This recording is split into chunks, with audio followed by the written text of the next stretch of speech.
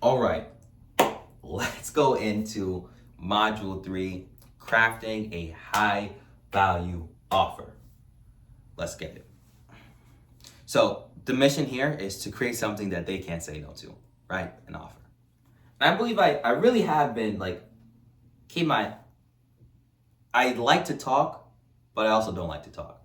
So I'm kind of saying so much. So my thing is, I try to make my points as clear and concise as possible. So in order for me to make this a worthwhile course, I'm trying to span the video at least 10 minutes. So what I'm doing is that I'm making so many different points that by the time that I get to like the next module, I already made the point for the next module. So I don't know if that's a good thing or that's a bad thing, but we're gonna figure it out. So what an offer really is. So offer, I'm not even gonna read off of this anymore.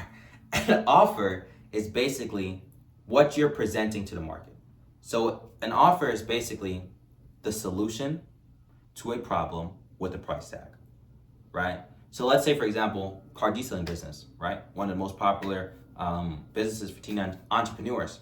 If you have a car detailing business, then your offer is, I'll detail your car. Well, let's break that down. The problem is that someone has a dirty car, right? Their car doesn't feel good. Their car doesn't feel good. So they hire you to detail a car. You make their vehicle feel good, right? The feeling.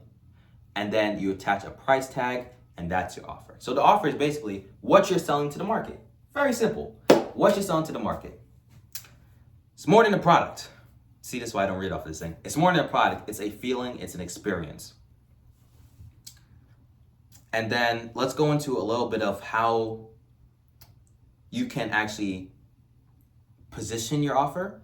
And it really is results and experiences over features. So what you don't want to do, especially if you're trying to sell at a higher price point, you never want to go into too much of the features. You never want to lead with features. Not saying don't go into features, the features of your product or service, just don't lead with it. Lead with the feeling, lead with the end situation, right? That your product or offer or service will create. So let's go into an example. What does that mean? Let's use candles. So instead of leading with it is a 15-ounce candle and all these different things, and the candle has a cotton wick and all those different things, right? And natural soy wax. Of course, we do tell people that, but what we lead with is, okay, this candle will make you feel a certain way. This candle will evoke a certain emotion in you. It will evoke a warm feeling. It will evoke a calming feeling. Like the feeling is what we really want to have at the forefront of our customers' heads. So always, always, always results/feelings over features. This is what I'm saying. Like, okay, so boom. This next slide, this is my thing. Like, I'm talking so much that I'm just making so much points. Pain, solution, transformation. That's what I said. So I'm not even gonna go into any of that. Present a solution, identify the pain, present the solution, sell the transformation. I already said that. This video is gonna be pretty short. And then pricing confidence, right? We won't go into this, but I believe that I probably should hold my thought because we're gonna end up talking on this in the next video. But when it comes to pricing your offer, you want to price it with confidence, right? So you never want to sell yourself short, but you also don't want to price yourself so high that you are seeming unreasonable. And I'll actually share a quite recent example of this. So what we do normally is we have our candles for $20 in person, $25 online, right? So $20 in person, $25 online. So we actually started working with a marketing company. And the marketing company told us that, look, if you want to run ads and if you want to give these discounts for people giving you their, phone numbers, and if you want to be able to actually scale your business, you're going to need to raise the price to $40 per candle. And at first I was like, I don't want to raise my price to $40 per candle because one, our customers, right? We have a very large customer base, but our customers are not, super billionaires. You know what I'm saying? Like, our customers are people that earn a living wage in America. Like, these people don't necessarily have $40 to spend on a relatively small candle. But ultimately, they got me to raise my price. So we raised the price to $40 per candle, and instantly we heard these different, oh man, this thing's gonna mess up my clip. Alexa, turn off. Apologies. So instantly we, man, that thing messed me up. It's gonna come on in another 10 minutes too. But yeah, so instantly we saw these different customers, right? And these different customers were very upset, and they were very offended. They were offended by the price because they're like, well, we supported you all this time at $20. Why are you not raising to $40 without any sort of improved product? And that kind of opened my eye, because it's like, we are still positioned as a brand that is around support, right? So people are trying to support me. They aren't necessarily even buying the candle itself. They're just trying to support me. And that mindset kind of limits how much they're really willing to spend per product. So when it comes to pricing your offer, understand why people are buying, right? But also don't price too high at the beginning, because if you are unknown in your industry and if you hold no weight in your industry, no one is going to pay a premium price for your service, especially if you're just starting out and have no existing testimonials. So it's tricky, but you have to value yourself while also understanding your customer market. And another thing is, like, I live in the Bronx. So a lot of you, if you live in New York, you know what the Bronx is. But the Bronx, especially my area, it's relatively mid to low income. Yeah. Mid to low income, So how much can you realistically sell a candle for in that area? Or how much can you realistically sell a candle for, or a product or service? How much can you sell it for in a low income or mid income area? So if you don't live in Beverly Hills, you can't charge Beverly Hill prices when you're marketing to lower income communities or mid-tier income communities. It's just, you got to understand your market. That's very important. All right. Talking so much, my throat is kind of dry. And then packaging your value properly. So structure increases perceived value. Organized offers feel more professional, obviously. That's why we try to organize this course as much as possible. Stacking value, right? So bonuses increase the perceived value. So if you say, well, I'll detail your car, or I will paint your roof or paint your house, and then I'll also go ahead and I'll also refer you to different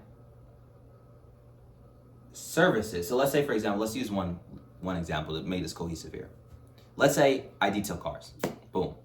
I will detail your car, and then I will also give you a recommendation to a tire repair shop. And that tire repair shop will give you a discount because you are recommended by me. You know what I'm saying? So you got to figure out a way to stack value. You got to figure out a way to make it seem like a no-brain offer, because of the fact that there's just so much value packed into that price that there's no one else doing it. But then you also don't want to take that the wrong way, and you don't want to sell yourself short, right? So it's all about figuring out a way to retain your margins while also providing value, and providing more value than what the competitors are doing. So guarantees reduce buyer hesitation, obviously. So with this, we have a money-back guarantee.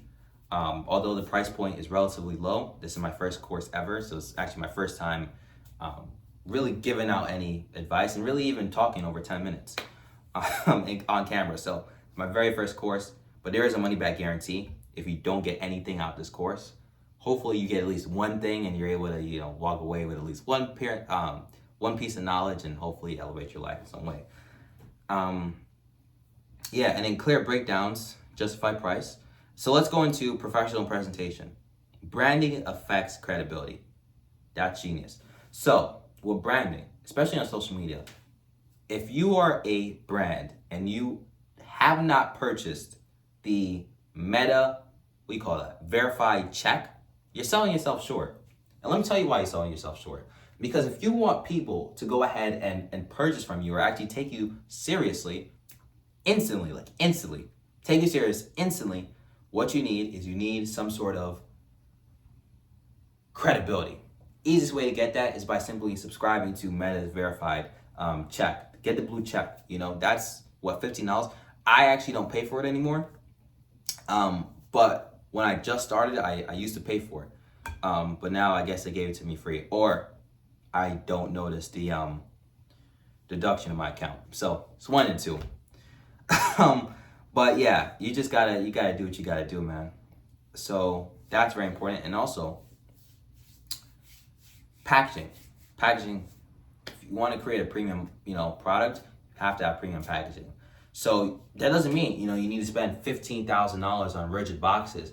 But if you go ahead, you have to find something, unique. So for us, what we do is we use a craft box we get from Amazon, and we put on a clear thermal label with nice, elegant, play for your display font, and we put it on there. It's one sticker on a craft box. It looks good, and it looks premium, and it costs us, what, 50 cents? And it significantly increases the perceived value. So premium packaging allows for a premium price point. Packaging is very important. So value is designed, not hoped for. If you want to create value, you have to really engineer it. Transformation drives sales.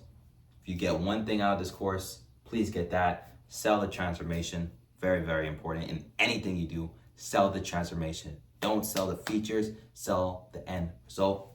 And then confidence creates conversation. So always have confidence in your offer. And the only real way to have confidence in your offer is to actually have a solid offer. So you have to go through those iterations and actually develop that. So always have confidence. But if you get one thing, the most important takeaway from this lesson here, module 3, is to sell the end result, not the features.